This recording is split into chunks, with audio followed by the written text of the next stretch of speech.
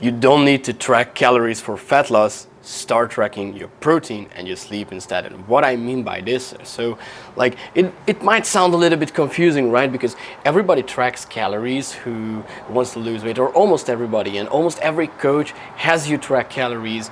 And what do I mean by just ditch this habit, right? Well, first of all, it takes a lot of your time.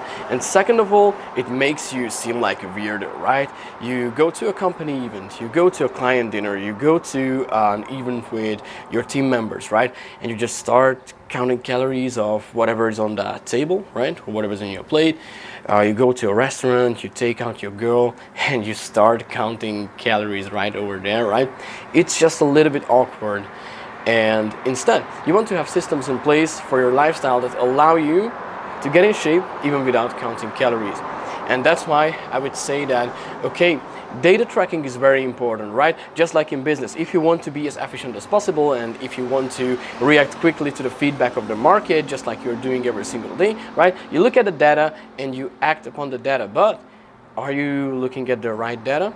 Right? It's always something that you also ask yourself when you're doing business. Am I looking at the right feedback, the right type of data, the right type of information that I'm receiving? Because calories might not tell you the truth. In one of my earlier videos, I was talking about, are calories even real? Of course, I was just joking a little bit, but I was right about one single fact, that not all calories are created equal, right? So we mentioned that 1,000 calories of steaks or 1,000 calories of watermelon, which is like a lot, is not the same as 1,000 calories coming from processed sugar or candy bars or whatever, right? So the same applies for calories in general. If you just aim for hitting a caloric deficit every single day, so eating less calories than what you burn in a day, you're missing the point, because if that's your only focus, you might lose weight, but you might not lose only fat, right? So if you do not follow a high protein diet, you eat in a caloric deficit, you will end up being smaller, but your body composition won't change, right? So ultimately you will be smaller, weaker, but kind of like the same body composition. You will end up being the so-called skinny fat. So the guy with a really low muscle mass and kind of like a little belly, man boobs, you know, just out of shape.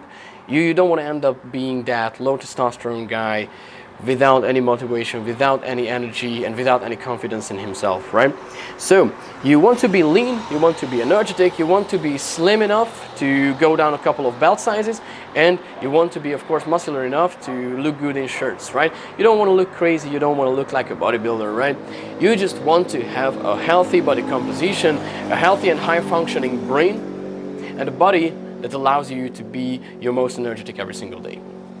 But for that, do you even need to track calories, right? Because calorie tracking is relevant for certain types of athletes or certain bodybuilders who are preparing for a competition and they have to be below 5% body fat, but you're not that type of person.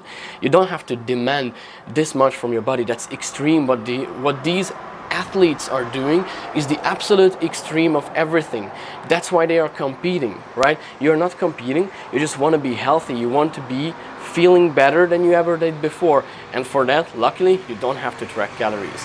So what I suggest is only track your protein intake if you really want to track something, because that's, first of all, the most metabolically active macronutrient. And what does this mean? I don't want to talk in buzzwords, right? It means that it boosts your metabolism the most out of all of the macronutrients. The three big macronutrients are proteins, carbs, and fats. And proteins boost your metabolism by 20%, so 4 times as much as carbs and more than 6 times as much as fats. This has been shown by numerous studies. There is scientific evidence behind it. There's nothing new or nothing crazy. This is just a fact, right? And the other thing is protein has this kind of thermic effect, so it makes your body burn calories faster.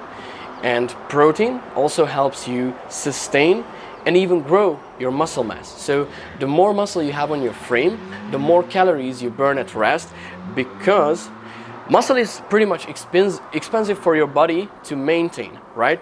So for each pound of muscle gained, you burn more and more calories at rest. So even while you are sitting on the couch doing nothing, maybe watching your favorite series on Netflix, because screw that, we are human, right? We need some entertainment, it's fine. I'm not the type of coach who tells you off for watching The Last Kingdom, right? On Netflix or whatever you prefer, Peaky Blinders, whatever is your cup of tea, right? But what really matters is even when you are spending some time with some very passive recovery, you're burning more calories than people with less muscle mass than you, who are spending hours, spinning their wheels on the treadmill. So that's amazing, right? This is what a high protein diet enables you to do. So as long as you get like 150 grams per day, or you can just calculate it yourself, 1 gram of protein for every pound of your body weight, or 2 grams of protein, 1.6 to 2 grams of protein for every kilogram of your body weight, depends on whether you measure things in imperial or in metric, right? But this is the general rule. You will end up with the same result, the same amount of protein to be consumed every single day. Okay? Once you get this nailed, you don't really have to count calories, because the remaining nutrients that you take in will be a mix of carbs and fats, and the proportions are completely up to you. So how to make sure that you don't go overboard with your calories, you don't go overboard with the food portions that you're eating throughout the day without tracking calories, right? So always make sure, rule number 1, that 50% of each of your plates is a certain preferred type of protein source or multiple protein sources. And the remaining 50% or less of the plate is a mix of carbs, fats, and fibers, for example, veggies, right?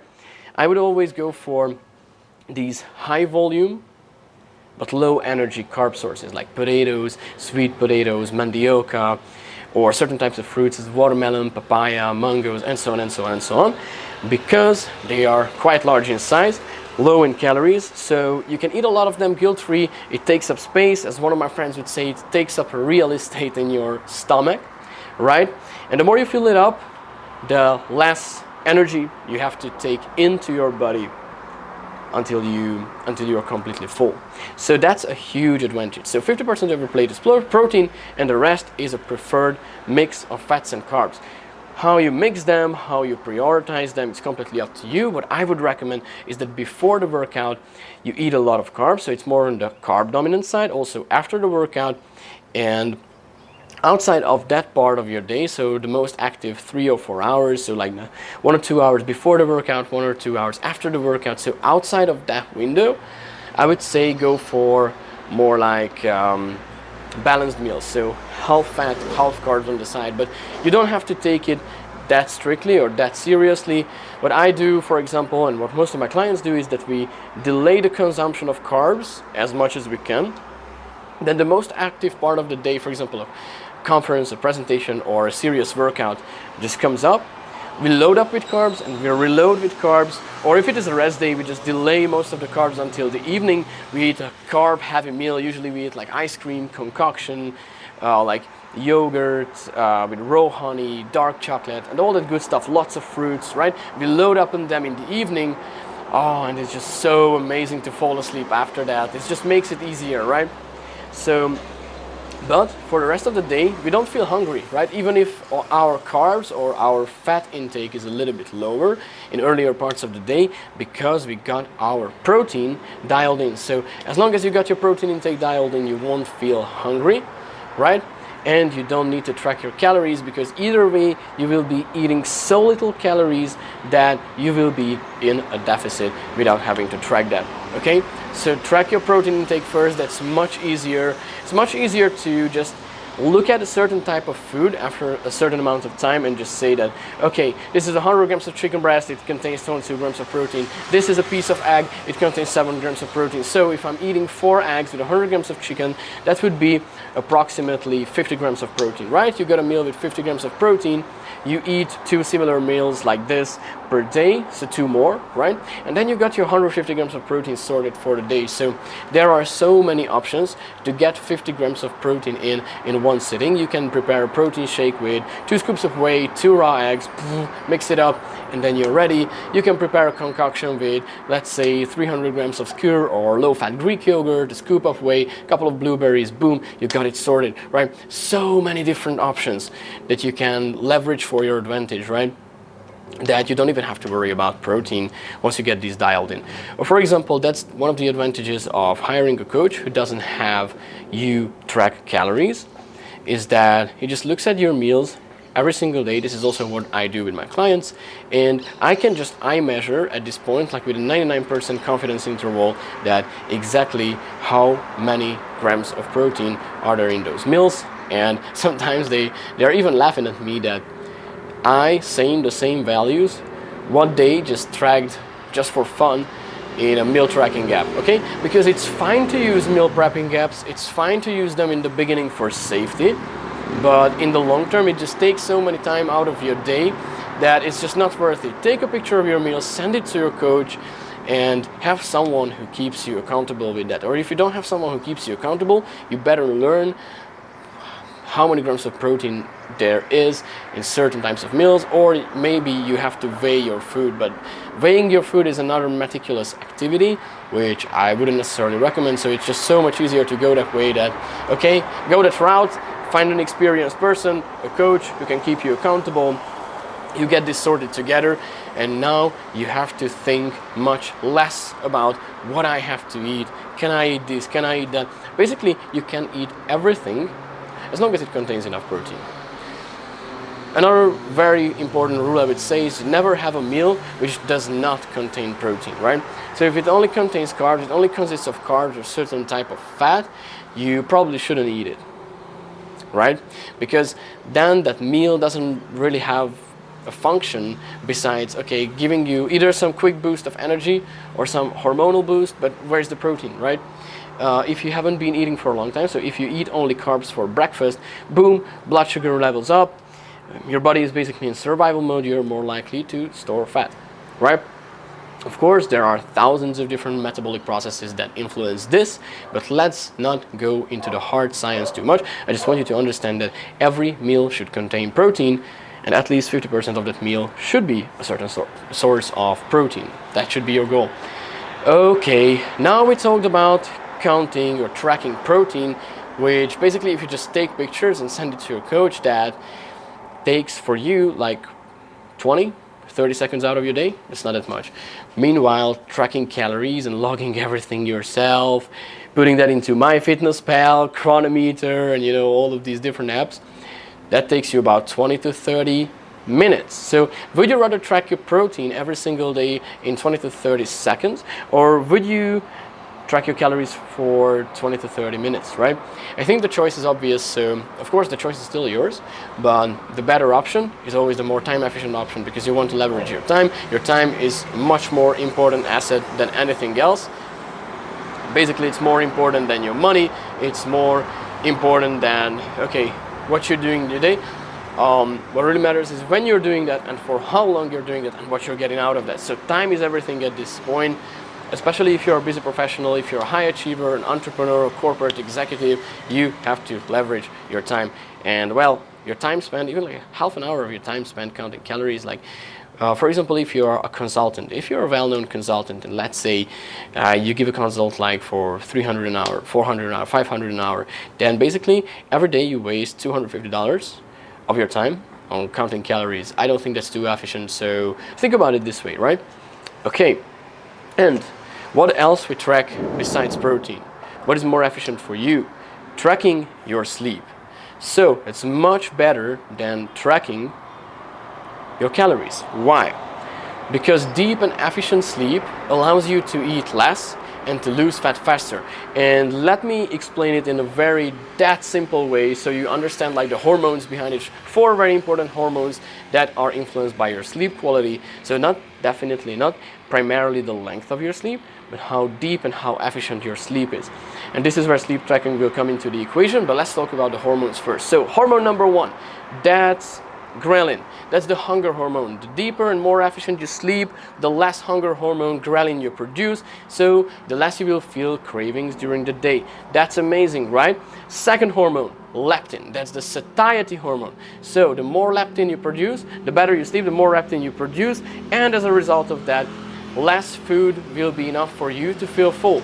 Okay, so weight loss, fat loss becomes much easier. It becomes much easier to stick to a certain nutritional framework and to stay consistent with what you're eating, with what you're putting in your body, right?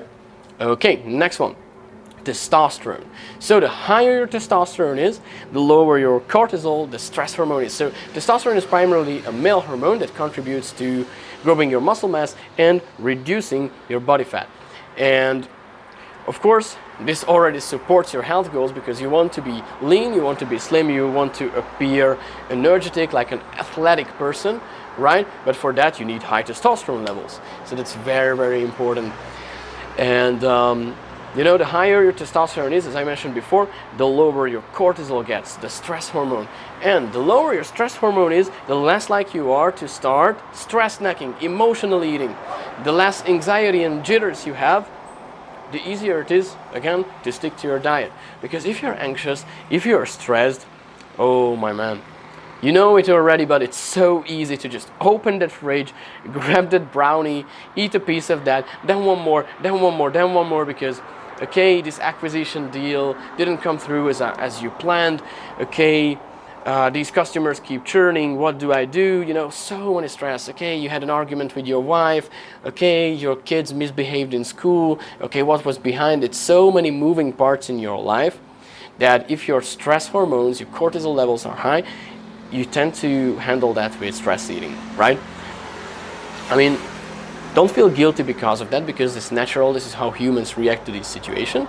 I'm just saying that if you just took care of your sleep quality, not necessarily like how much you sleep.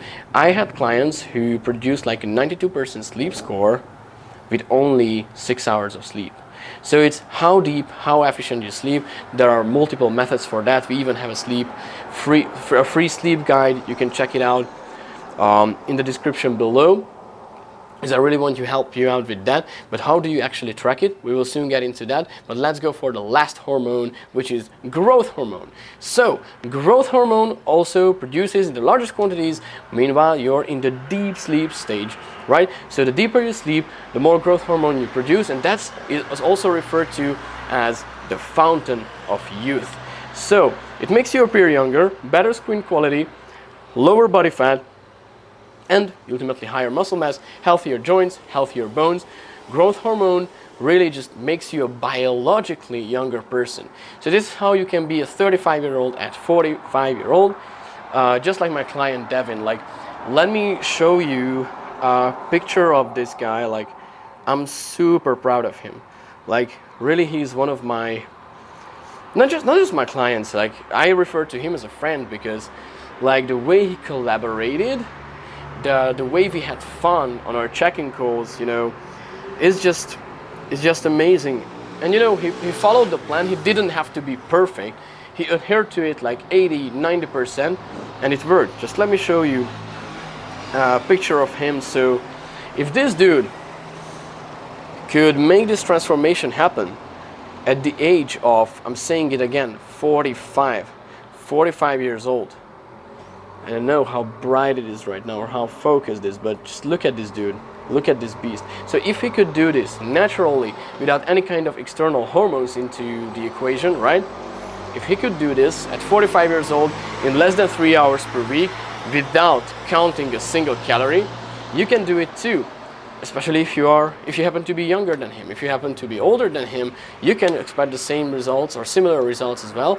It has been proven that lean muscle mass can be grown through a high protein diet and resistance training even above the age of 70.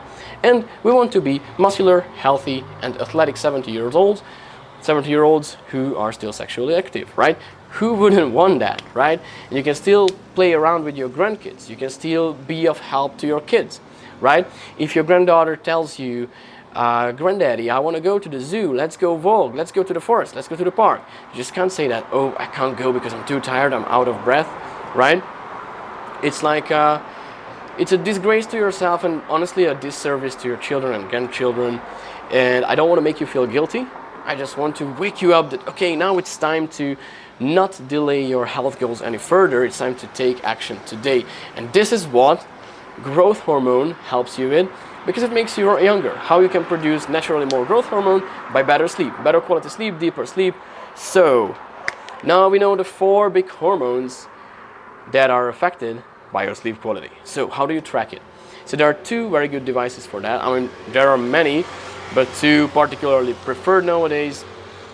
One of them is the Oura Ring, the other one is the Hoop Band. Hoop Band is what you put on your wrists. Oura Ring is what you put on your fingers. It's a ring, it's a a little technological device. Sorry, throat is getting a little bit dry.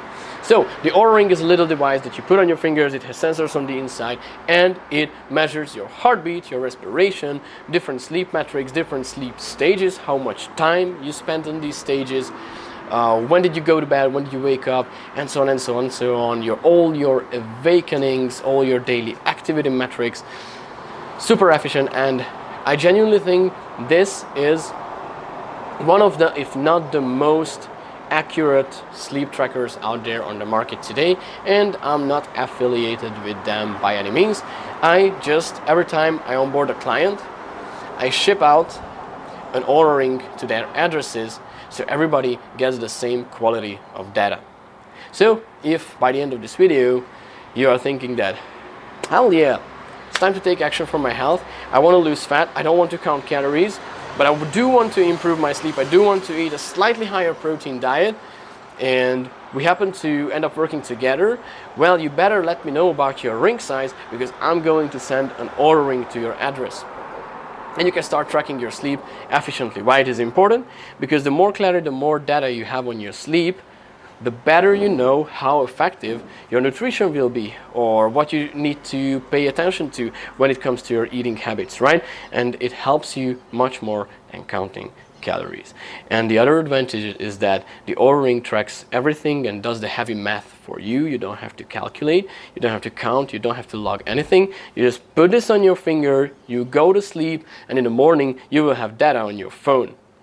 You take a screenshot, you look at it, you send it to your coach gives you feedback, and you know the exact strategy how to go on with the rest of your day, with the rest of your week, with the rest of your month.